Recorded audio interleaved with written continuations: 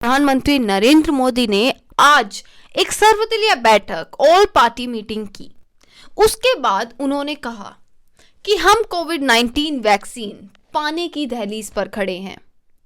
उन्होंने बताया कि सबसे पहले ये वैक्सीन हेल्थ वर्कर, डॉक्टर और मरीजों को दी जाएगी। माना जा रहा है कि अगले कुछ हफ्तों में कोविड-19 की वैक्सीन तैयार कर ली जाएगी। पीएम ने कहा कि देश में करीब 8 वैक्सीन हैं, जिसका ट्रायल अलग अलग स्टेज पर है। फिलहाल भारत में 3 अलग अलग वैक्सीन का ट्रायल अलग अलग चरणों में है।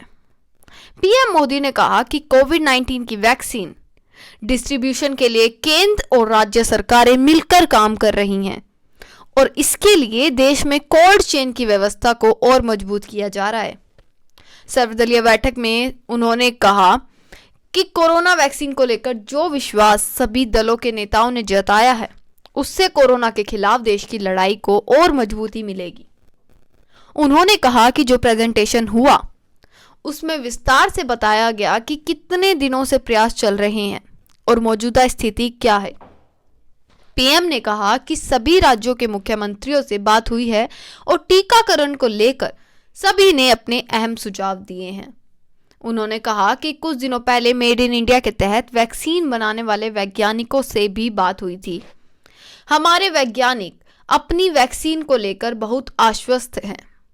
पीएम ने कहा कि अभी कुछ वैक्सीन के नाम दुनिया भर में चल रहे हैं, लेकिन सबकी नजरें सबसे सस्ती वैक्सीन पर टिकी है। इस दिशा में पूरी दुनिया की नजरें भारत पर भी टिकी हैं।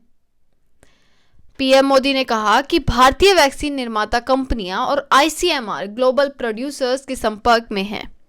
उन्होंने कहा कि एक्सपर्ट अभी कह रहे हैं कि वैक्सीन कुछ अगले हफ्तों में तैयार हो जाएगी और जैसे ही वैज्ञानिकों की हरी झंडी मिलेगी, देश में टीकाकरण अभियान शुरू हो जाएगा।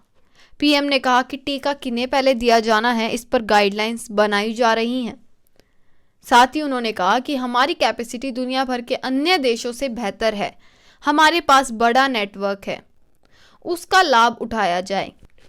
सर्वदलीय बैठक में पीएम मोदी ने बताया कि 1 करोड़ लोग जो हेल्थ वर्कर्स हैं, उनको सबसे पहले वैक्सीन प्रदान की जाएगी, लेकिन पब्लिक और प्राइवेट दोनों सेक्टर के हेल्थ वर्कर्स इसमें शामिल होंगे।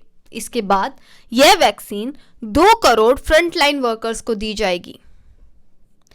यह प्रेजेंटेशन जो भी सर्वदलीय बैठक में हुई, इसे राजेश भूषण जो केंद्रीय स्वास्थ्य के सचिव हैं, उन्होंने इसको प्रेजेंट किया।